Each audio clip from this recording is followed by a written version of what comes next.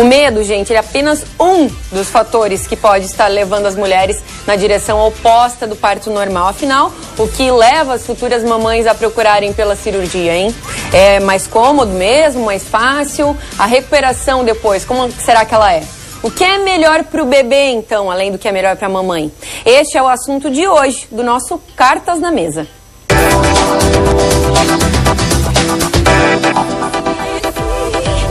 E para conversar sobre esse assunto, a gente já recebe aqui pessoas especiais e pessoas que têm gabarito em falar nesse assunto. Primeiro, doutor Bellarmino, seja bem-vindo, nosso querido ginecologista, médico e amigo e tudo de bom. Está aqui com a gente a cada 15 dias e hoje abriu um espacinho na agenda para estar de novo, né, doutor? Botar pessoa de casa também, né? Já é de casa. A Camille, nossa querida colega jornalista também, que está aqui esperando o primeiro herdeiro, né? Primeiro herdeiro. A Betinha, nossa colega também e amiga, Roberta Koch, que teve a nossa boneca Tatá de cesárea, né, Betinha? Cesárea. E a Adriele, que também, a convite nosso, está aqui conosco hoje para falar sobre esse assunto. Você que tem 3 bebês e os 3 de parto normal. Normais. Como diziam as nossas avós, né, doutora? É a parideira? Parideira. É? Gente, obrigada por vocês terem vindo. Eu não tenho bebê ainda, mas é um assunto que me chama muito a atenção, tá? E então a gente teve essa novidade, a gente já falou, inclusive, aqui no Cartas na Mesa sobre esse assunto, mas como teve essa novidade do governo impondo essas regras, a gente achou por bem trazer esse assunto de volta. Doutor, eu gostaria que o senhor começasse a falar um pouquinho sobre esse assunto. Eu gostaria até, para quem nos assiste agora, para poder entender um pouco do que já foi exposto ali pela Bruna. No finalzinho do ano passado, o atual ministro da Saúde, Arthur Chiori, ele, juntamente ao Ministério, eles tentaram fazer uma fórmula para tentar reduzir o número de cesarianas. Juntamente a ANS, Agência Nacional de Saúde, eles criaram algumas medidas. Essas medidas visam conter o número de cesariana. Não significa que a nossa classe, no caso regido pelo Conselho Federal de Medicina, concorde exatamente com o que o governo está impondo, no caso. O governo ele vai tentar, através dessas atitudes, verem qual a instituição, no caso o hospital, qual os planos de saúde em que ocorre maior número de cesarianas e inclusive da rede pública tentar conter. Atualmente na rede particular é 80% dos nascimentos, mais especificamente aqui na região 90% dos nascimentos é através de cesariana, e na rede pública para o governo é um pouco melhor, somente 40%. Uma das razões que o governo alega para isso é que como há um alto índice de mortalidade, o maior índice de mortalidade neonatal, que é imediatamente após o nascimento do bebê, é quando, segundo, são dados, isso não tem uma veracidade, mas é questão de ver com o profissional que está atendendo. O maior número de incidência de mortalidade neonatal é por prematuridade. O que acontece?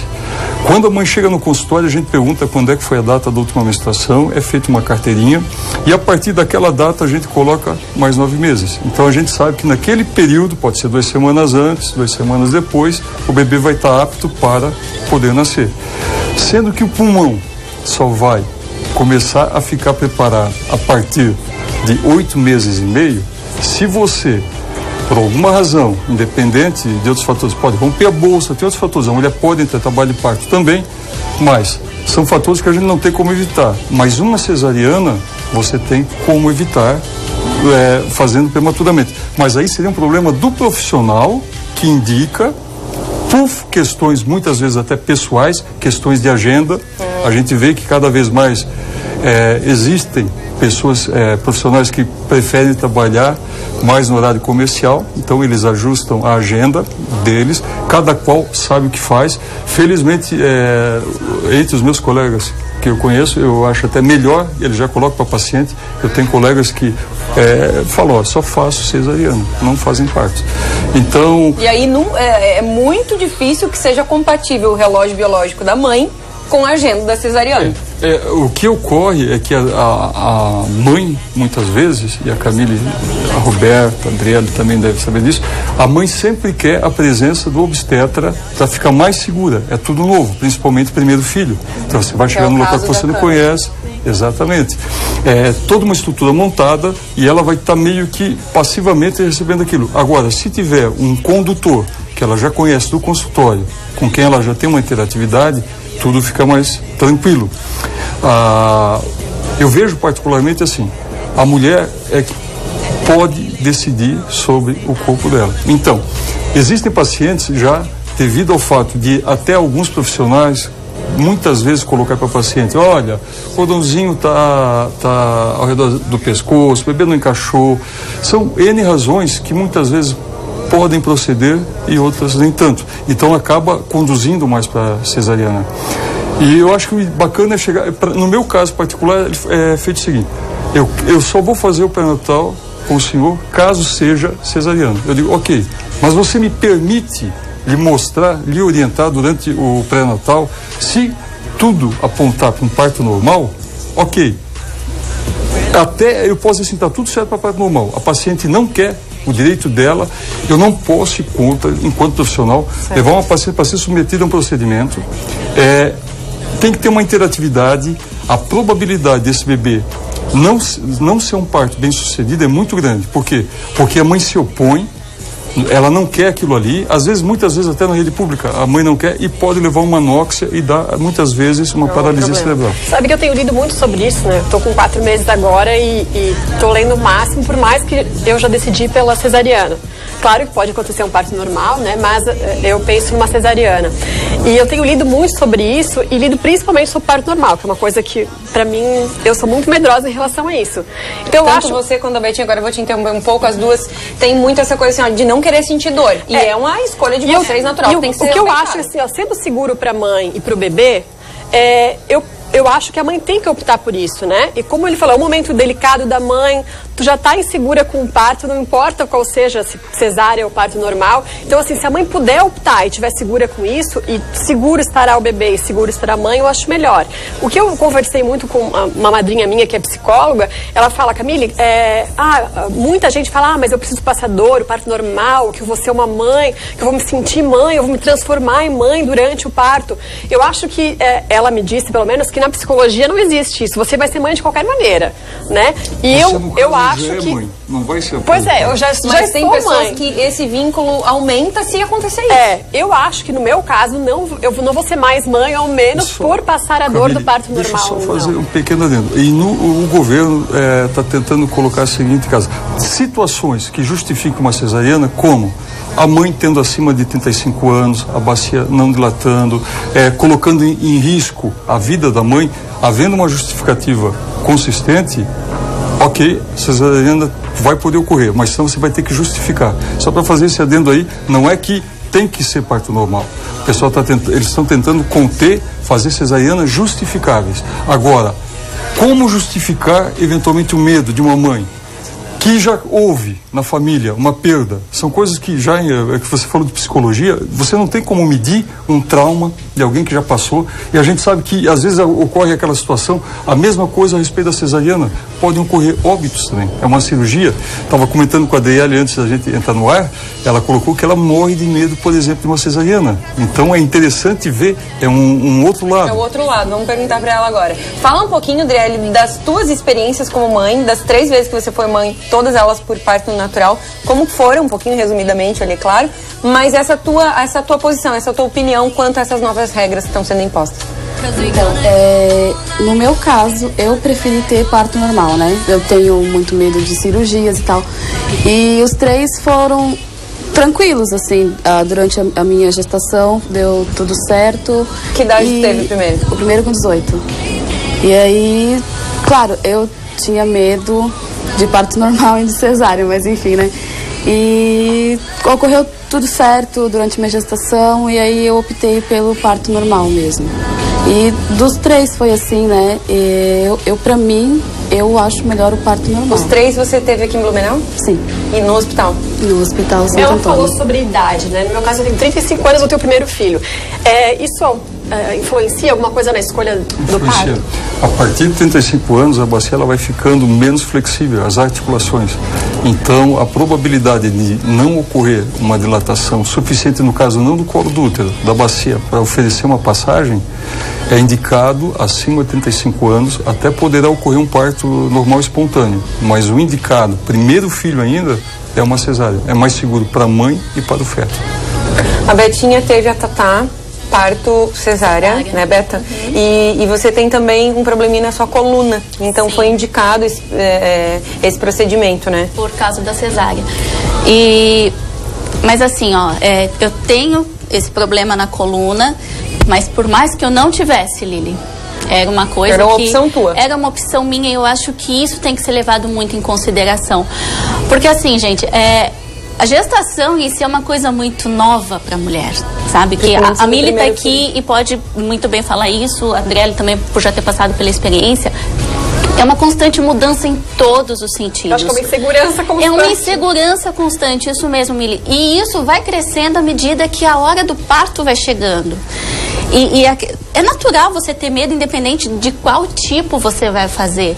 Então, por isso que eu acho que essa escolha, a opinião da mãe, da paciente, da mulher, tem que ser muito respeitada. E eu acho delicado a forma como o estudo está sendo colocado, doutor, porque eu percebo que existe uma questão política muito grande por trás disso tudo. E isso tem que ser levado em consideração, sabe? Cada médico tem a sua opinião, os políticos em si que comandam o nosso país, enfim, também têm as suas justificativas. Mas e a mãe? O que a mãe está achando disso? Sabe, a mãe está sendo orientada de que, de repente, o parto normal pode ser melhor para o bebê ou não do que uma cesariana? Será que falta conscientização, né? Conscientização para que o parto normal seja escolhido, né? Sabe, eu acho essa discussão toda muito delicada, colocado, sabe? É sobre infraestrutura. Exatamente. O parto normal, aonde possa...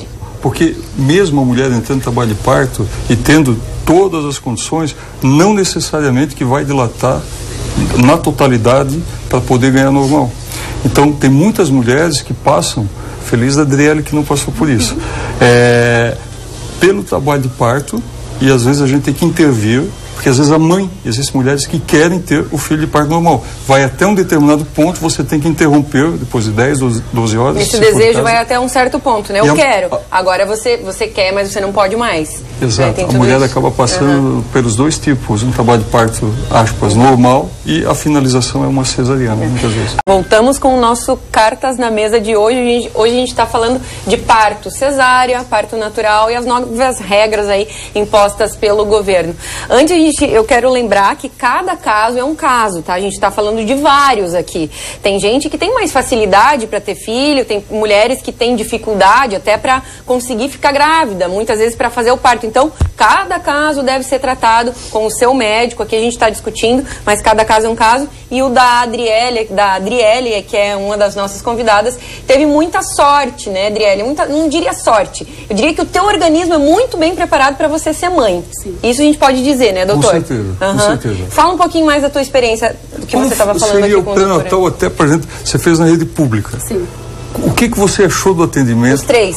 No caso, Adriele, vou ser bem específico. Houve uma consulta adequada. O que é uma consulta adequada? Um esfigmomanômetro, um medidor de pressão, uma balança, um ultrassom, uma conversa, um diálogo entre você e quem lhe atendia, para poder lhe passar. Que isso é um pré-natal. Não adianta. Eu gostaria que você contasse a sua experiência para servir para quem está em casa. Então, o médico que me atendia super bem, só que o problema era a ultrassom, né? Que para marcar por rede pública é bem complicado. Demorava, tinha que fazer de 3 em 3 meses, e isso eu não achava certo. Eu até fazia particular, porque eu queria saber como é que estava a criança. Uma segurança. Isso, e aí eu fazia muito tempo, particular. 3 meses sem saber como está o bebê. O ideal seria, se possível, mensal. Era o que eu fazia. Eu tinha as consultas mensalmente, mas ela fazia né? particular. E aí, quando dava para fazer pelo SUS, quando eu ia lá, marcava e fazia. Mas se não, eu fazia particular. Você recebeu orientação quando você deve para o hospital, como é que vai evoluir uma gravidez, quando é uma situação de emergência? Houve uma interatividade? Você conseguia conversar nessa consulta? Sim, na verdade, eu não conversava muito com o médico sobre isso, que era bem rápido o atendimento, né? Mas as enfermeiras me explicavam, me davam orientação sempre. Então, é porque o governo mudou as regras, mas a gente espera que ele esteja preparado para oferecer a estrutura necessária, senão não adianta mudar regra nenhuma. O serviço não atende, né, como deveria. Então, como vai cobrar que a mulher queira ter uma cesárea se o sistema é despreparado para isso? Pode chegar a uma conclusão aqui, é uma cobrança, mas não há uma contrapartida. Né? Então, uma figura muito importante que a gente tem ouvido falar cada vez mais são as doulas. As doulas, mulheres que fazem trabalhos muito importantes e que a gente está ouvindo cada vez mais falar delas, mas que o trabalho delas não é oferecido pelo SUS nesses casos. Né? Então eu acho que parte também da população saber, ok, mudou a regra, mas parte de mim cobrar, eu tenho direito ao quê? O que a partir do momento que tudo bem, eu vou fazer a cesárea, o parto normal, mas eu quero e exijo que eu seja bem cuidada, bem tratada, tanto a mãe como o bebê, né? Que existe um suporte para isso, é isso, né? Eu acho que uma outra questão que é muito importante a gente ressaltar também, até estava comentando com o doutor antes da gente entrar aqui no estúdio, é que assim, existe também o outro lado de que não dá para negar que para a maioria dos médicos, não é o caso do Dr. Bellarmino, porque eu já conheço há muito tempo e sei que não é essa a opinião dele, mas que é muito cômodo pro obstetra também, tá ali com o horário marcado, equipe montada, tudo bonitinho. Eu não vou precisar sair da minha casa de madrugada, correndo para ir pro hospital, em pleno domingo, feriado, para atender a minha paciente.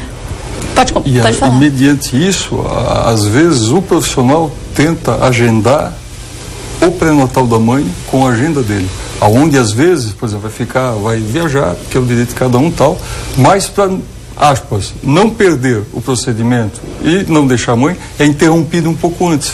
Aonde acontecem casos de prematuridade que eventualmente pode levar a um óbito. Muitos casos que eu conheço que a mãe não está sentindo absolutamente nada, faz a malinha, vai, muitas vezes até dirigindo, vai para o hospital porque está marcada a cesárea naquele dia, mas ela não sentiu nada, o organismo dela não está querendo naquele momento. O bacana é sempre olharem na carteirinha do pré-natal a data provável do parto. Aquela data lá não é que tenha que nascer naquele dia, mas uma semana antes e uma semana depois, esse é o período ideal. Então, quando for muito antes, porque mesmo pelo ultrassom a gente consegue ver a maturidade da placenta, mas mesmo a tecnologia, ela não é tão exata para nos dar a segurança de que aquele pulmão está maduro ou não. Então, respeitar datas, a paciente também reivindicar por isso. Doutor, não é muito cedo para fazer essa cesárea? Ou então não está passando também muito tempo? É muito importante, acho eu, e penso que meus colegas também pensam assim, nós nos adequarmos à agenda da mãe, porque é uma bênção, uma gravidez e o parto mais ainda.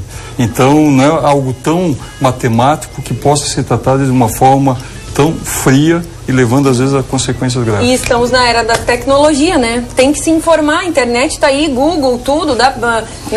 A Camille deve estar numa fase que deve estar lendo tudo e assistindo tudo que é filme, né? Documentário. Filme, livros, Google, tá tudo aí para se informar, né? A mãe pode fazer isso. Antigamente era muito difícil a questão da informação, de poder, um falava uma coisa, outro falava outra, acreditar em quem, né? Terminou o tempo, gente.